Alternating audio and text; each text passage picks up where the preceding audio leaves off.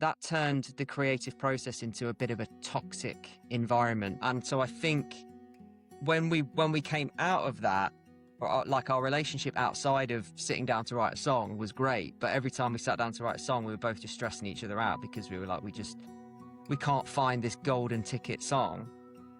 And of course you never can when you're thinking about it like that. So I think our relationship outside of it was very different to inside of it, if that makes sense. However, when we started doing the duo stuff, it immediately flowed a lot easier because we just weren't putting the pressure on to write some kind of the greatest song anyone's ever heard. But also it was a little bit scary at the time because I think when you start to sort of, I guess, fall for someone that you're working with, you're aware that it could end in disaster as well. There's a lot more on the line, especially the amount of work that we had done together at that point, than starting something with a stranger. There's a lot more on the line, but I think we'd gone past the point of not being able to not do it.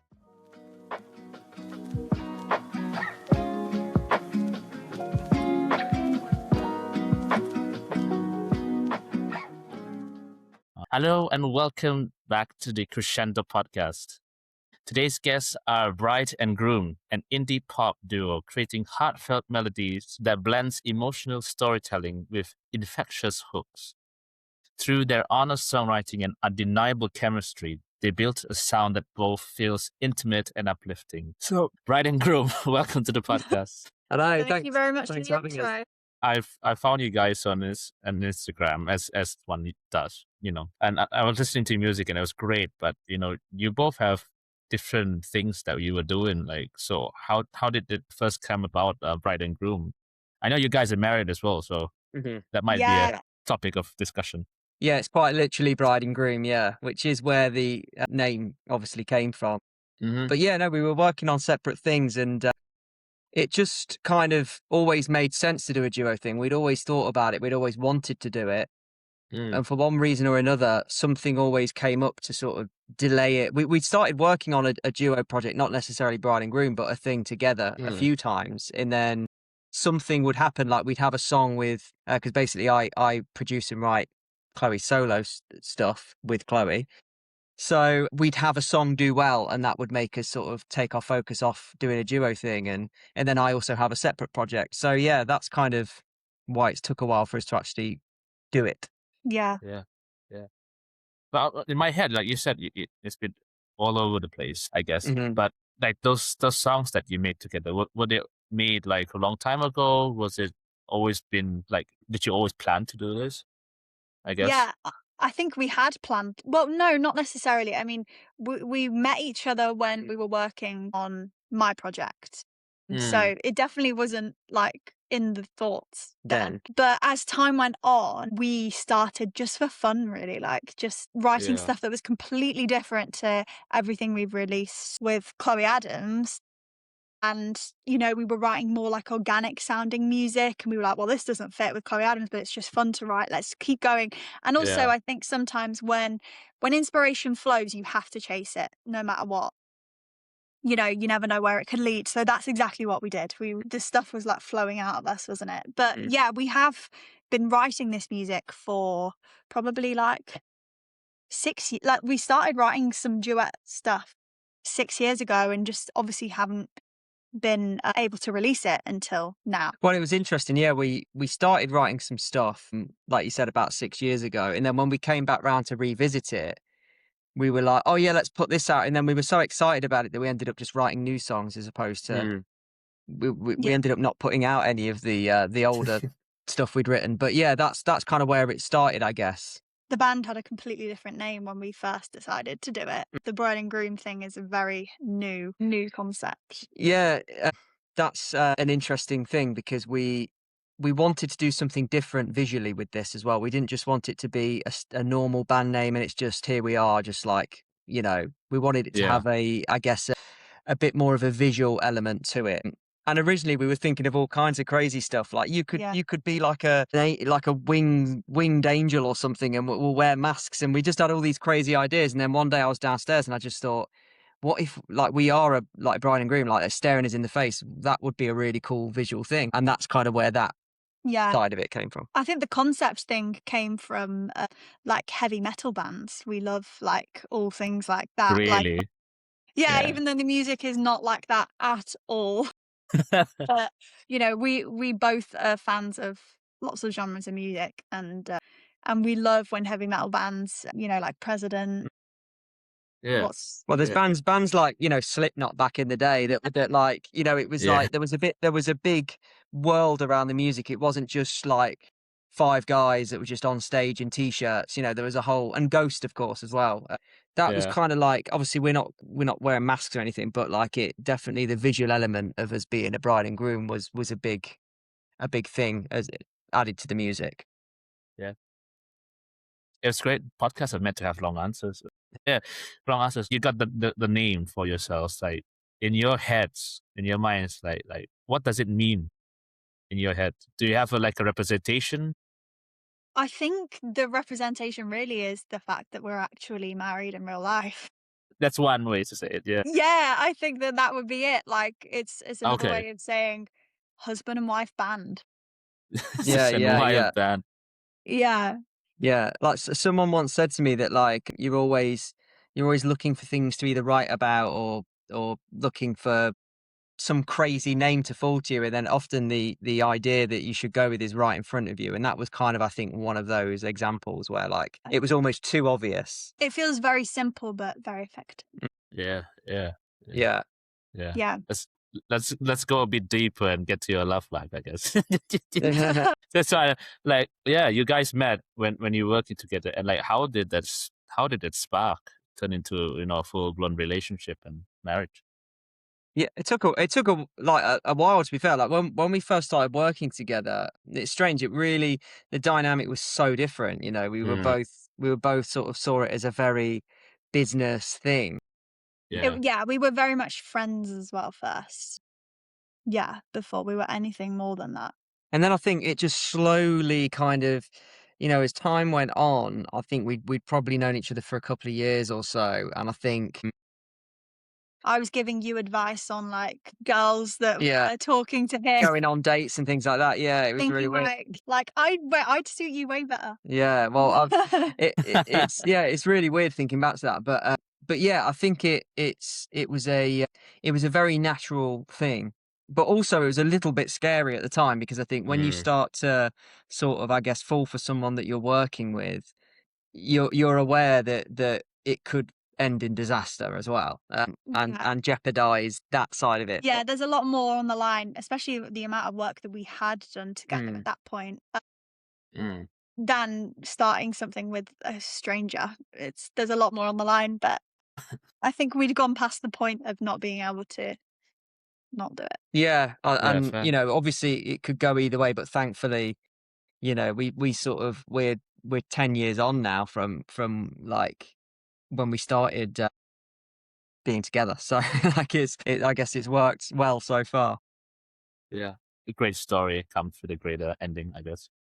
Yeah, well, In a yeah. way, yeah, of course. Yeah. How would you describe each other's personalities away from music, and how do those differences help shape the band? Do you want to? No, I want you Oh, to. right, okay.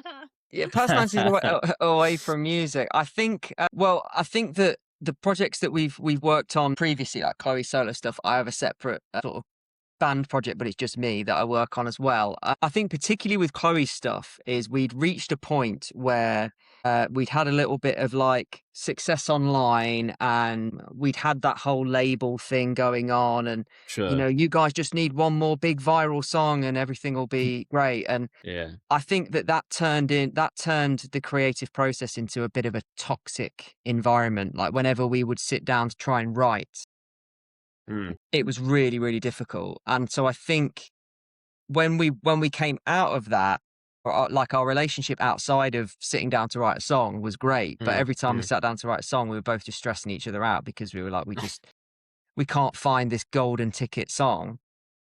And of course you never can when you're thinking about it like that. So I think our relationship outside of it was very different to inside of it, if that makes sense. However, when we started doing the duo stuff, I think it immediately flowed a lot easier, because we just weren't putting the pressure on to write some kind of the greatest song anyone's ever heard. Do you know what I mean? I think we were just sort of writing nice songs. And I think that just to tie that all in, like with what I was saying before about the visual element, I think that immediately we felt separated from other artists, where I felt like in the projects we're working on separately, Chloe's project and my other stuff, we've always felt like we're competing with a lot of people doing the same thing. This just feels like it's got its own identity. And I think immediately it feels easier to write for something that feels like it's got its own place. Yeah. And we can really write from a really genuine place as well. Yeah. But what was the question? Was it our personalities outside of music, I think. Exactly. Yeah. Our personalities outside of music. We're very different people when we are working together versus when we have clocked off. Aren't we? Yeah, I mean, not always, because sometimes like writing songs can be the easiest you know, it's great, and sometimes it's quite stressful. And as I said, for this project it's been easier, but I think outside of music, I think we've always, you know, every now and again, like sometimes of course, like they say, you bring work home with you, and every now and then that is true. Like we're both like bummed out about music or whatever, and it obviously can make you feel crap in your personal life as well. But I think on the whole, I think we've always had a pretty good, like, okay, we've done that now, let's have dinner and watch the show that we're watching, and just, you know what I mean? I think we've always been quite good at trying our best to separate the two, even though in many ways it's this, you know, there is no separation, but we try. Yeah. Don't we all? What's the main kind of differences, I guess, between the songwriting that you do for yourself and between you guys, both of you? I think, like I said earlier, like we both are huge fans of so many genres of music. And so when it came to, like, you know, I've always wanted to be a singer, like since I was a tiny little girl. So when it comes to like deciding exactly what that's going to be and what it sounds like and what the world of it is, it's very difficult to do that and pigeonhole yourself into one lane when you love so many different kinds of music. You know, I grew up listening to country music. I grew up listening to emo, to like pop as pop can get, singer-songwriter, you know, a little bit of folk as well. So over the years with my solo project, I've gone through many different eras of, you know, it started very much singer-songwriter, and towards the last stages, it's been very much like been in this alternative space. And so it's nice to kind of step out of that and do something completely different. So the main differences, I guess, between these projects are the genres. Bride and Groom is so different in, you know, its genre to my Chloe Adams stuff. Yeah. And that has just been a really exciting venture to do. Yeah. It also means when playing live, we can really take things back to like the roots. Like we don't need anything on track. We can have all the musicians on stage playing exactly what was on. You know, it's all very organic. Whereas with the Chloe Adams stuff, there has to be a lot of thought going into how we're going to adapt this for a stage, because it's super electronic, and right now we can only have this many musicians or whatever, so that's a real complicated process to figure out, and one that Matt's taken on because he's always been the MD for that stuff as well. so yeah, it's nice to really strip back with Bride and Groom and it be 4 musicians. We can all play the parts that are on the track and we're not juggling a million different things. So yeah, that would definitely be it. I think just to add to that as well is, I think that, like you said about the genre kind of hopping with Chloe's stuff, I think the reason why we've gone on little runs, I think, where we've written say 4 like acoustic songs that we think are great and then put them out, and then we got bored quickly with it, and then we're like, right, okay, now let's do something completely different, and then we'll have a good run of like another 5 songs, but then we'll get a bit bored of that sound. So I think that, like you said, with Bride and Groom, we've kind of fallen into something that feels like it's got its own identity. And yeah, although the songs are different, they're not kind of like stylistically, they all fit in the same umbrella. Yeah. Was it John Yeah. Bellion you said who said the artist always knows what the fans are going to want before they know that they want it? Yeah. Which Yeah. I think is, that's happened with me so many times with the artists that I love. They brought out an album and I've thought, I much preferred the other one. But then, like, a year ahead, I'm like, this is genius. How did I not see this a year ago? I would like to think that we fit into that bracket. And, so when we've done these genre changes, with my solo project and now with a whole different project, I'd like to think that fans are going to turn around and be like, in a year's, Yeah. I mean, I hope they think that now, but Yeah. Yeah. if not, I hope Yeah. they think that in a year's time, like, oh my Yeah. gosh, like she Yeah. knew it, but we didn't at the time. Yeah, yeah, Exactly. Yeah. yeah. Exactly. Yeah. Do you guys tend to be perfectionists, or like, do you like disagree creatively about things, or I'm sure there is Yeah. something. Yeah, no, I would describe myself as a non-perfectionist. Okay. Sure. But this guy over here is the biggest perfectionist you'll ever meet. So maybe that's why we work though. Yeah, I think so. I mean, I like, yeah, definitely with production. There's things that I could do. I'm also what I would say like quite a bad committer in terms of production Okay. and stuff Yeah. like that. 'Cause when we're making songs, everyone will tell you, and I know it's the best thing to do. Like you should, basically what that means is if you've got, is basically committing on effects and stuff like that. So if I've got a sound on my guitar, it's got a bit of delay on it, it's got a bit of this. I will just leave all the effects on it and then think, oh, I might come back and tweak that later. I might tweak those, little bits instead of just like Printing it. bouncing it. I mean, for anyone that knows Mm. these terms, production, basically just Yes. what you're doing there is like you're committing it all so that like if you've got delay on your guitar, it is then you can't touch it anymore. You've committed it. It's part of the audio Exactly. track. Yeah, and that kind of thing kills me sometimes because I'm always like, oh, just one more tweak here, one more Yeah. One tweak more there. tweak. Yeah. And then also it comes into the live thing. Like, we've done a couple of gigs recently, and I will be, as well as they've gone, I will be the guy that picks holes in what wasn't good, as opposed to, oh, it sounds great. Like, listen, all this bit sounds great, and then there'll be one bit, and I'm like, oh, but that bit doesn't sound that good. Like, let me focus on that bit. And I'll be the person that's like, it's fine. Yeah. It's absolutely fine. It's absolutely No fine. one's gonna notice. And of Oh, course, God. like part of what, and I'm aware as well, part of what makes music great is, it's funny because with this project, like I've definitely been less perfectionist. Like, Yeah. we haven't used like auto tune and things like that on this project, where of course for the pop stuff we do. So it sounds a bit rough and human, and that's the irony is that like really I heard the Lumineers say once actually what they chase imperfect perfection because that's where the magic is. It's not in Yes. perfect perfection. You know what I mean? It's like you're looking for the mistakes or the notes that sound off but just right kind of thing. Yeah. So yeah. Yeah. I mean, musically, let's go to more about songwriting now. And musically, like you said, embrace the things that don't sound right. But sometimes when you listen to it back, it sounds right, which is it's the oddest thing, isn't it? There's been so many times where we've been making a song. This has definitely happened with me, and I know it's happened with both of us together, where you accidentally do something wrong, even in like Logic or something, or you play a chord you weren't supposed to, and then you're like, oh no, that sounds way better than what I was doing before. Like, what did I even do? Yeah. Yeah, For sure. Yeah, crazy. I mean, when you're writing stuff, do you start with a story you want to tell, an emotion you're trying to understand, or simply a melody that inspires something in the future, I guess? You want me to go? Yeah, well, yeah. You go if you want. Yeah. I think it completely changes every single time. There'll be, we'll decide to write today or tomorrow, and we'll both come in, and one of us will be like, I've got this title. Like, I want to go off this title. Let's work something out. Or, Matt could come in and be like, I've got this melody idea. Or, I mean, Yeah. you could come in with a fully finished song sometimes. And Yeah.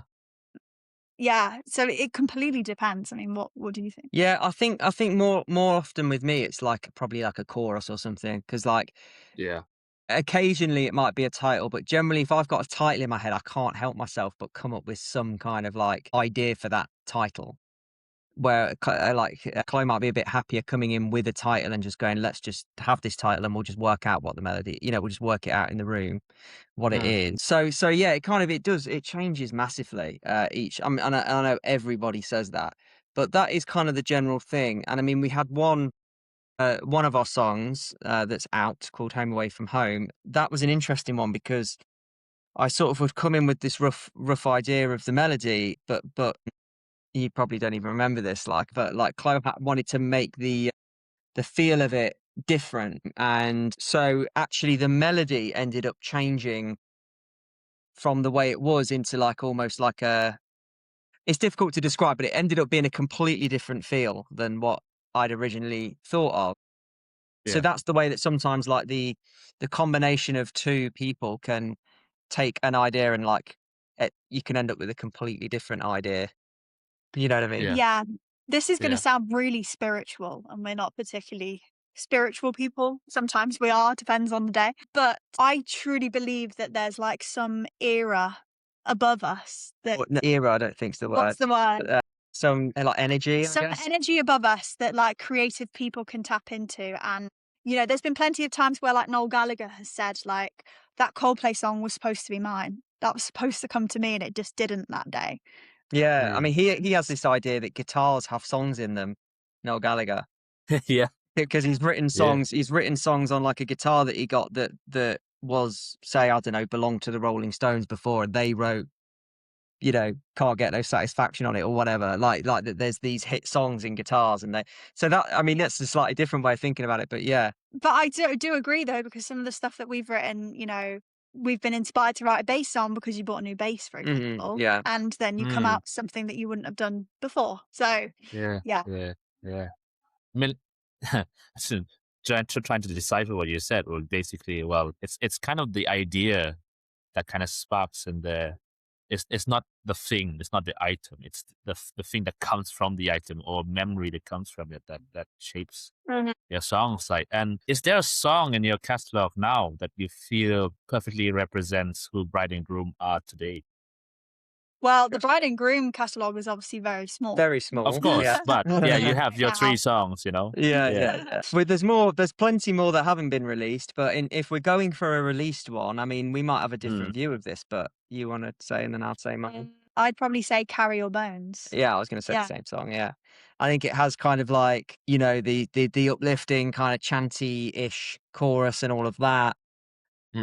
Instrumentally, it's kind of, I think, the sound summed up in that one song. Yeah. Whereas some of the other ones, Cutie Pie might be a bit more on the softer side, I think. And so I would say Carry Your Bones for sure. Sick. And lyrically, I like the lyric. I love whenever you come up with something that excites you. And I think the idea in the lyric is that it's quite literally saying, I would carry your literal bones, but it's in a poetic way. Yeah, I love anything dark and poetic. Anything that's kind of a little bit emo. You know what I mean? I love. We're huge. We went to see My Chemical Romance at the weekend. We're huge My Chemical Romance fans, and I know that's again a totally different genre of music. But I love dark toned stuff, and also twisting it. It's obviously a really romantic song. Yes. But it has this dark undertone, talking about your skeleton and it's like your body. That it's great to be able to put in more poppy sounding songs, lyrics like if your body deceases, you know what I mean? You would think that was gonna be some kind of Cradle of Filth song or something. Yeah.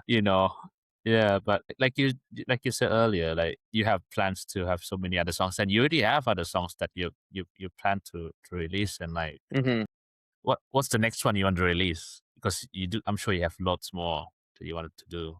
Yeah, well, we've got an EP coming out very soon, so there's going to be two more songs on that. So the kind of single of those songs is called "Run Free." Yeah. A little exclusive there. Yeah, we're gonna have. I think we're gonna have the last 2 songs come out at the same time to finish the EP. And yeah, the EP is called a welcoming address from the officiant. And wow, what a name! Yeah. And that literally came from, I mean, as many of these things do, like, because we're called Bright and Groom, I basically say it's our first EP. So I just literally Googled what's the first thing that usually happens at a wedding and clicked search. And the first thing that came up was like, usually there's a welcoming address from the officiant. And I was like, Yes. I'll just have that. Yes.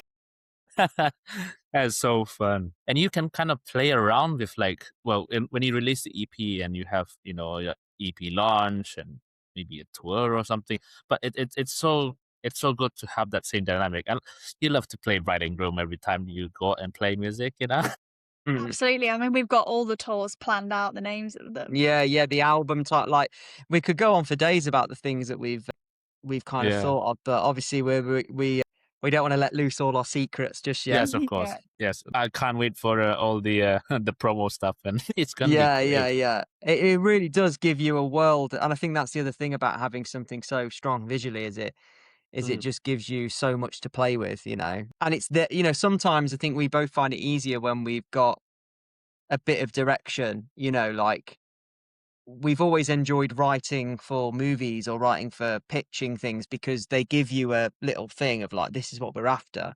And I think the Bride and Groom thing feels a bit like that. Like we know what we're kind of working with. And sometimes when you're doing your own stuff, like when we've been working on closing, it's kind of like, well, it could be visually, it could be anything. And Mm. sometimes having no barriers can actually put more barriers up, if that makes sense. Yeah, yeah, of course. Like, and there always has to be a space to kind of think of what you really want to do and what it's just an idea.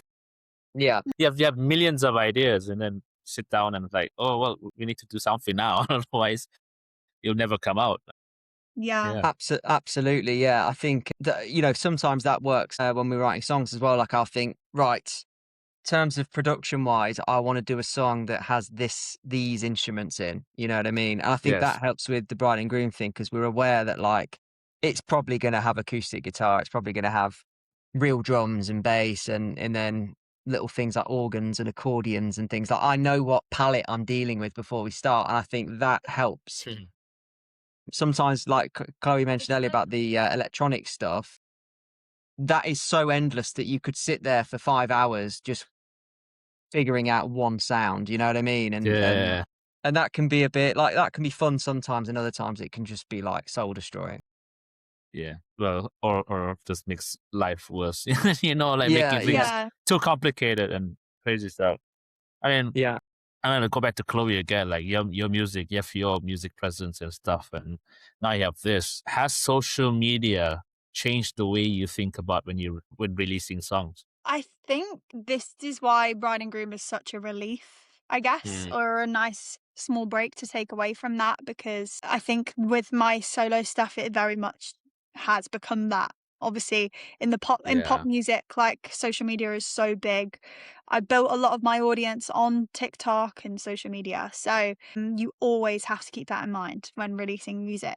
And it's something that I didn't love doing for a while. Like, we didn't love writing for TikTok, but there are so many outside influencers telling you, like, to do that, Yeah. to do that very thing. And it's almost like anti-artist. It's the anti-artist mindset is to think that. And so it's so difficult to kind of figure out how to get your music out there in Yeah. 2026, but also how to, continue being an actual genuine artist. So doing things like this is exactly why.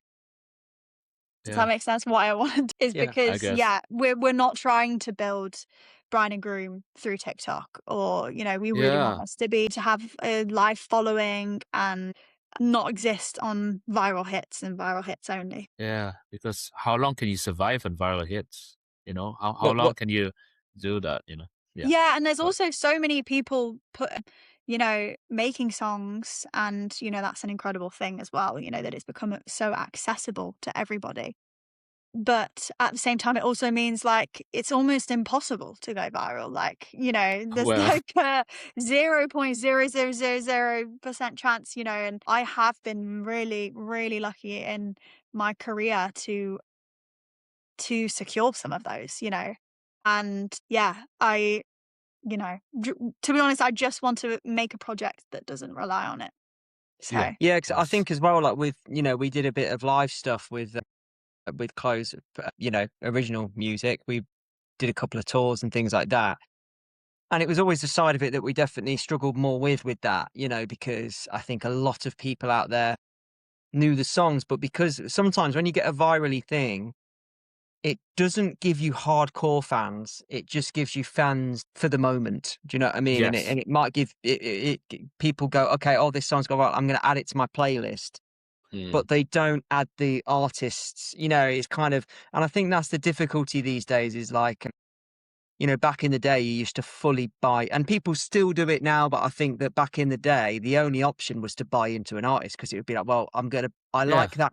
I like that hit that I can see on the music channels. I'm going to go out and buy the CD. And then all of a sudden, you've got the world this artist has created in your hands. And like, you can look through the image they're putting across. We never really had the opportunity because it's just one song going viral added into someone's playlist.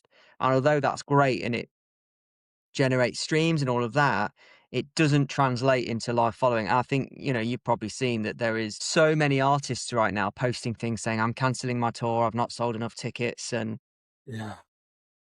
And I think with this project, we really want to focus on building a following as opposed to building, a Instagram number. or like Exactly. a fad, I guess, Yeah. like when a song's popular Yeah. for the moment, like, However, if yeah. someone does want to make our song go viral on TikTok, that's That's absolutely cool as fine well. as That's well. That's fine. cool. That's fine with us. Oh, Yeah. yes. Yes. Yes, of Yeah, course. we definitely take that. I think the idea of having a big fan base and maybe you've got no songs that have that many streams. I mean, we joked at the time because we're like we've had moments with close stuff and stuff where the monthly listers have been higher than some artists that were playing arenas, but they had a huge physical fan base. You know what I mean? So like it's a crazy world. I don't think there's ever been a time like it really. Yeah. Yeah, it is crazy. But yeah, But also, there's different ways to exist as an artist now. Mm. Like, you can be the artist that people don't necessarily know in the street, but they know your song. And that sometimes, depending on what that person wants when they're setting out, can be an absolute blessing in disguise Yes. because you get to make the music you want to make, but nobody necessarily knows you when you're, doing your weekly shop with no makeup on and your joggers. Like, so, there's pros and cons to that. yeah, and I think like the dream, both of our dream really for the dreams for this project is just to be able to like probably tour once a year and play like not nice little venues really. Like, the dream, I mean, this is in my head, like the dream. So, a lot of people will start out and they go like, Wembley Stadium's the dream and stuff. And like, although of course, like you don't put a ceiling on anything, but really for me, that's not the dream. Like my dream is to go around playing small places that are packed and just be able to do that once a year. Like that would be the dream for Yeah. this project because we've had the Spotify projects that get a lot of streams and things, and Yes. it would be nice for this project to experience maybe what we've not experienced with those projects. Yeah. And also kind of just like my feed has been full of Olivia Rodrigo because of her release of her album, and she's Yeah. literally everywhere. Like everywhere you go, YouTube or Instagram or TikTok or X even, she's there. Like it's Spotify.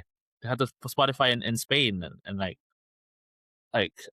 you must really want that kind of exposure, natural exposure, and not like kind of forced, I guess. Like you mentioned earlier, you just want to have that physical presence and people want to come to your shows at places. And of course, start small, as you say, but you never know where the wind takes you. Coldplay. Yeah. Well, I think that, again, like even though social media can be really difficult to deal with and having a music Yeah. career in 2026, at the same time, getting that exposure is only up to you. You can Yes, upload definitely. one video and it can get 10 million views. And I've experienced that and it can change your life entirely. Yeah. And you don't necessarily have to be a an artist on a major label and they're pumping millions and millions of dollars into that Exactly. exposure, you can do it from Yeah. your bedroom. Yeah. And that is a really beautiful thing as well as being a really difficult thing. Yeah. Yeah. I mean, yeah. I'm going to talk about previous experience. Like I put this podcast on to kind of, show upcoming artists coming up in the UK. Well, I was like, yeah, let's just stick to UK for like a whole year. Didn't happen like that way. And expanded to Canada and America, and people from Australia come and tell me like, yeah, you're doing things so great. Like I want a piece of it now. Like Yeah, it's it's a bit great. it's crazy, but it's also scary to think that. Oh, I hope people don't use me. You know, you know what I'm saying? Like it's not like.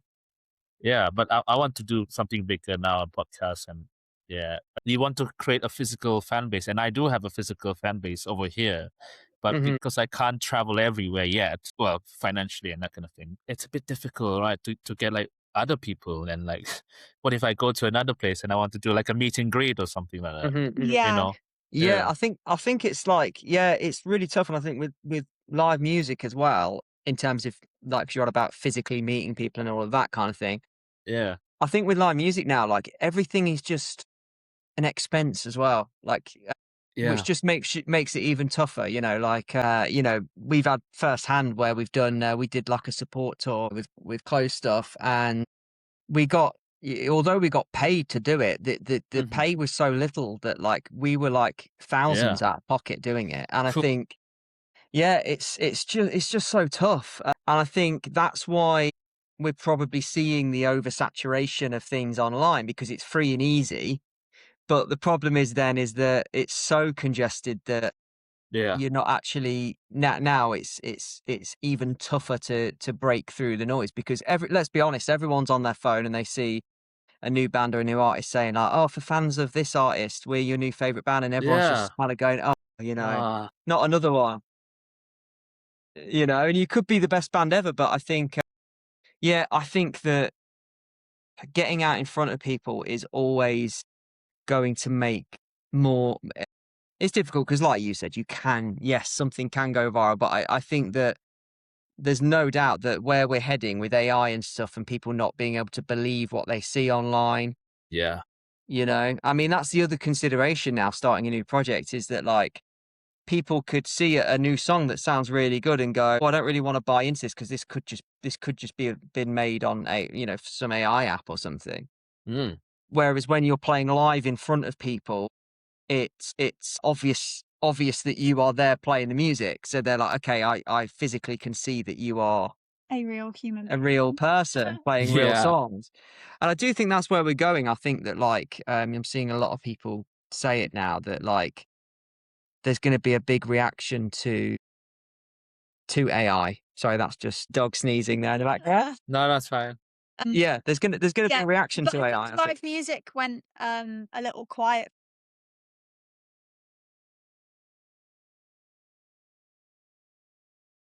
Yeah. Yeah, live Yeah, music should be out now. It should be everywhere. Yeah, you were saying something? sorry. Yeah, I think the only issue is sorry. The big issue there is the ticket prices and stuff because that's the one thing that Yeah. I think is going to affect how many gigs people go to. Because I think at the minute, and the reason why so many gigs are being cancelled is that people can only choose, say, 2 or 3 gigs that they really want to go to because, like you mentioned, Olivia Rodrigo, like their ticket prices will be like 200 quid plus Crazy, crazy stuff. for Yeah. one ticket. And, back when I first started going to gigs, like, if you paid 200 quid, you would be in the VIP premium padded Yeah, seats. You know what I mean? exactly. You'd probably have the artist come out to sort of like give you a massage before the gig. You know what I mean? For that price. But yeah, like now that's just like Rosette at the back of the arena. Yeah, So yeah. yeah. I remember I really wanted to go to BST Hyde Park to watch Andrea Bocelli Oh sing yeah. because he doesn't do it all the time. And I went and it was pouring rain. And our tickets were like 50, 60 quid. But we got into the elements. It was pretty bad. But Yeah. yeah, Andrea Bocelli comes out and it just stops raining. That's just what he does. Yeah. That's just what his son comes out. He sings. It's Yeah, raining, yeah, peltering, That was and then when he amazing. comes out, it was weird to say the yeah. least. Yeah. I was going to say I was actually lucky enough to see him for free because I'm a Leicester City fan.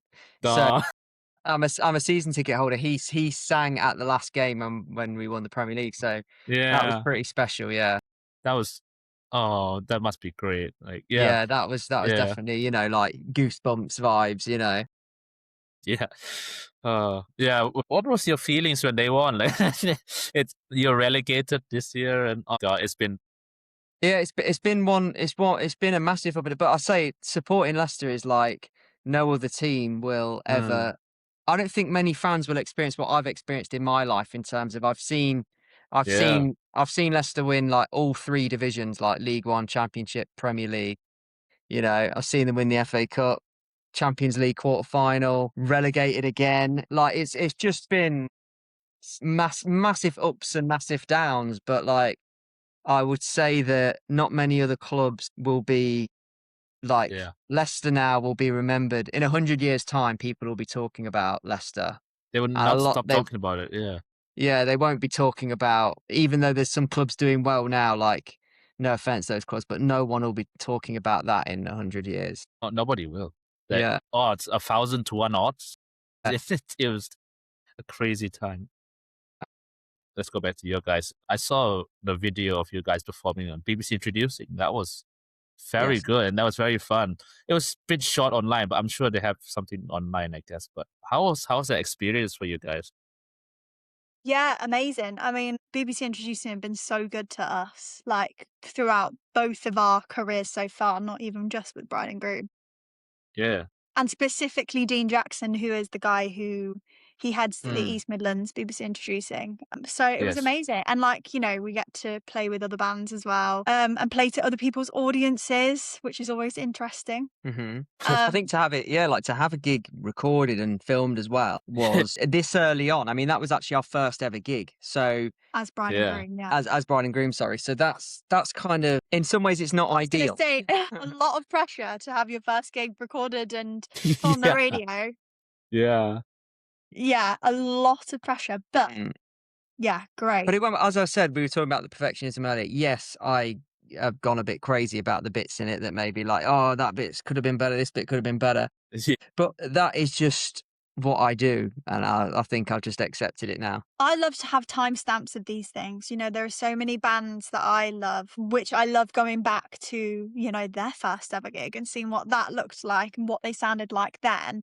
And, it will be nice, I imagine, in a few years when hopefully things are a lot bigger and, yeah, mm, of course, a lot more crazy to go yeah, back to when we had to, simplify things. And, it was the first debut of Bride and Groom. It would just be really interesting. And I think for fans fun. as well, it will be Yeah, a really interesting thing to have A that first ever gig recorded 100%, yeah. And and on the internet. it was also never the intention for me to be playing. I mean, I don't know whether you realise this, but I play bass live, and yeah, that was never the intention. Actually, it was just that we couldn't justify spending more on band members. And it was like we wanted to do as much of it live.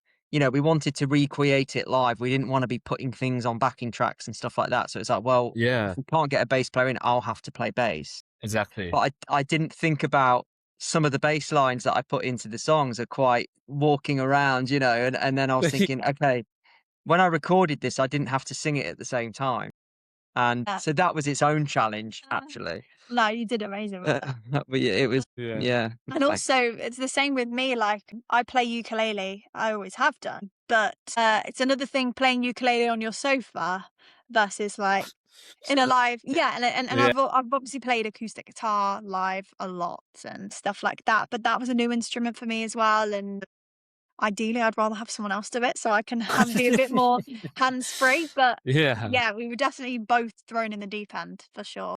yeah. Oh, that it must be crazy. Oh, great! I can't wait for the and well, usually they would release like one song, I guess, full recorded, everything like that. Most of the time they do that. I'm not sure whether they release the rest of it, but yeah, Well, I think it's just going to be two songs. Two Yeah. one or two. songs. But Yeah, yeah. one or two. Usually, it's, even here in the Northeast, it's only one, which is a bit Right. Yeah. Yeah, I mean, it's a bit odd. they told us beforehand, like, which I guess puts more pressure on. Your last 2 songs will be recorded, so obviously everything stiffens up a little bit when it's like, right, okay, they call it Yeah, red light fever, tense. don't they? Yeah, And crazy. yeah, we definitely, it went. I mean, I think it went as well as we could have, and we're just hoping to do more. We played a festival shortly after that gig, and the amazing thing was, I think one of the questions we read was actually, I'm probably going to answer that now, but like, was people's reaction to Yes. it or something like that. And one amazing thing at that festival was that we noticed that we were in the tent stage, and we noticed people coming into the tent specifically for us. And then as we were playing, I could see that like there was a handful groups of people, considering how new this project is, like literally singing Yes. all of the words to the song. Crazy. And yeah, I would say we've not had that with any of the projects we've worked on before, like where people seem to be Yeah. that into it. And probably That's exciting. yeah, and I think that's like that give us the kind of the taste, and then it's kind of like, I want more of that. Yeah, I've been doing a bouquet toss as well at the end of the shows, Yeah. which is always funny because each time I've thrown it, I've hit the ceiling. It's gone wrong in It's some way. gone wrong Yeah. in some way. I don't Oh, think I'm quite the sports gal I thought I was. And we said that the funny thing is, it's authentic because the same thing happened at our actual wedding as well. Yeah, it did. Like, the bouquet sort of went up, hit the ceiling. ceiling and fell And then down. someone picked it up It's off. yeah, I think it's like, like it's working on the directional. I think it's obviously going up instead of back. Yeah, I don't think I'll be doing like javelin anytime soon. Yeah. Javelin. Maybe not golfing or Maybe anything. not. Yeah. Just Yeah, God. I'll stick to music. Yeah. Crazy. Yeah. How's the reception been for your music? Like, I mean, like you said, like that's one way, but through every single avenue, like how's the reaction been to your music? And like, have you received like, offers to do like more live gigs outside? I mean, the reception has been amazing, obviously. Like, people have had so many lovely comments about it since we've been releasing it. And yeah, I mean, we will wait and see We've had with that. we've had a couple of things come in where it's like, oh, we'd love to, whether it's a label-y thing or something like independent stuff, like, oh, we'd love to release one song, or stuff like that, which is always interesting. And we've had, well, we hope that there's going to be more to come with the live thing, but at this stage, we've not got anything confirmed yet. Okay. Yeah. So that's Yeah, kind of so where we're watch at. the space. Yeah. But yeah, the reaction Yeah. from physical, actual people that we've seen has been really, really positive. And yeah, considering it's so early on, I think we're making the right moves. Mhm. Yeah. Yeah, Exactly. I wish you all the best, of course. And I hope thank this you so podcast much. kind of people watch, our episode and see you guys and think like, yeah, we can do a lot of things together, I guess. And so many exciting projects coming up, like you said, that and everything else. Oh, how has Bride and Groom, the project, changed each of you as people? Interesting. That's a good Interesting. question. I think it's been fun to bring us together in music because obviously Matt's behind the scenes a lot of the time. Yeah. So it's been really nice to kind of present us as a couple to the world. That's been Yes. really nice. What would you say? I would say, like, it's actually made me kind of happier in general, I think. Because it's taken so much of the pressure off of writing. I mentioned earlier about trying to write the best songs, the most viral. Oh, there you go. Don't mind the dog. Yeah. Yeah, taking the pressure off writing the most viral song, whatever. Like, it took all that pressure off, and I think that because everything is just flowing naturally with this project. Yeah, I would say that it's just made me less kind of, you know, just more relaxed, I think, and I think that it brings out the better side of me as in music and outside of it, you know. Yeah. Yeah. I mean, what's one venue or festival that sits right at the top of your bucket list at the moment? Mine would be Shepherd's Bush Empire. What in terms of venue? Yeah. Yeah. Yeah. Yeah, in terms of festival, I mean, probably obvious, but I think Glastonbury. Yeah, absolutely. Yeah. I Next year, think you playing know. Glastonbury. There is no Glastonbury this year, obviously, Yeah. but I I think can yeah. so picture Bright and Groom on the lineup for Mm. Glastonbury. You know, I can 1,000% see it all in my head already. Yeah, hopefully we can come back to this when hopefully that Yeah, happens. exactly. Yeah. Yeah. But yeah, I think and like you said, in terms of venues, like something like Shepherd's Bush Empire, I see would be the very top of like this is the ultimate. Do you know what I mean? Like Yeah. for this, This is a dream, 1,000%. yeah. Yeah. Yeah. Exactly. I'd be happy with a lot with a lot less than that, to be honest. Yeah. Yeah. Genuinely, like, but yeah, like Yeah. there's also, you know, there's so many. I think the thing is like there's so many great festivals now that aren't necessarily like the big major ones as well. You know, there's a lot of big festivals happening everywhere, and we see it as quite a festival style band. Yeah. So I think if we could jump on that next year and do a lot of that, that would be Yeah. you know, a real dream. Yeah, absolutely. Yeah. Yeah.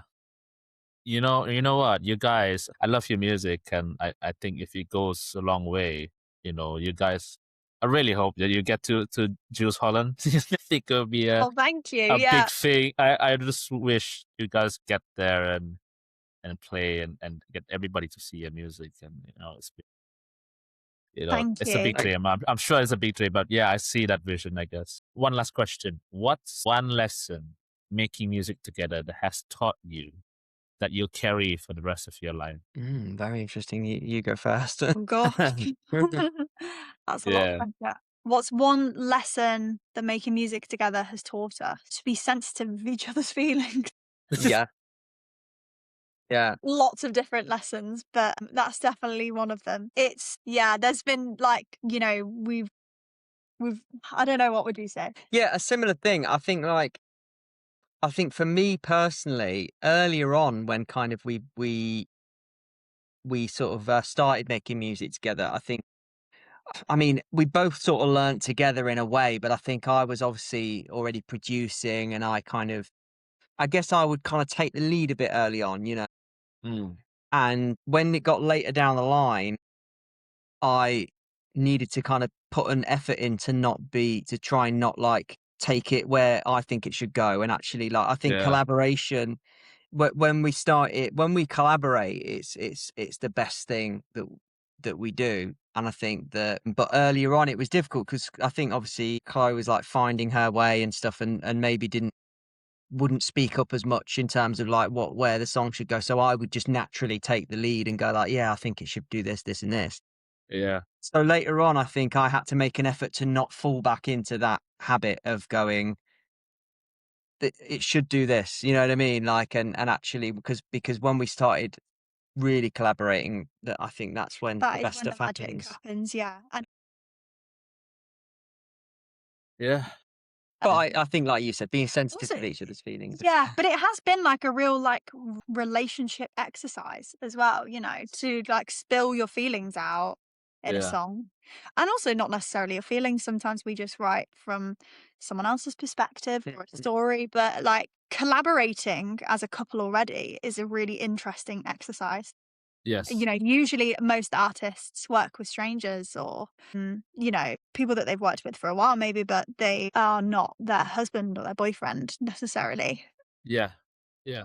So that is a really interesting way, but we've cracked it, I think, though. Yeah, I think It's Yeah. taken us a yeah, while, yeah. but we've really cracked it on how to collaborate with each other. So that's been really good for our relationship as well. Yeah. Yeah, exactly. And I think like that's a big one. I think most artists will work with strangers. And of course, like when you're working with someone you don't know, you are always overly conscious of their feelings and blah blah blah. But when you're working with your partner, there's no walls. You know what I mean? So Yeah. so sometimes you will be maybe more honest than you would be with someone else, and sometimes that can be negative to be like that. Yes. So yeah, I think I mean, it's definitely an ever evolving thing, and trying to, you know, just do the best that, you know, just do your best at the time, and hope that Yeah. it works. You know what I mean? But yeah, I think Yeah. that we definitely got to a place where, you know, we know how to work with each other, I think. Yeah. Yeah. Yeah. Of And then course. also leave it at the door at the end of the day. Yeah. Yeah. Yeah. I think that's the most important thing. I think because we think too much sometimes, I guess. Yeah. Yeah. Absolutely. Yeah. Bright and Groom, thanks so much for coming on. Like, we had a blast talking about stuff. It was crazy and very insightful as well. Like, I really enjoyed this. Oh, Yeah. thank Thank you you so so much. Thank Appreciate you. that.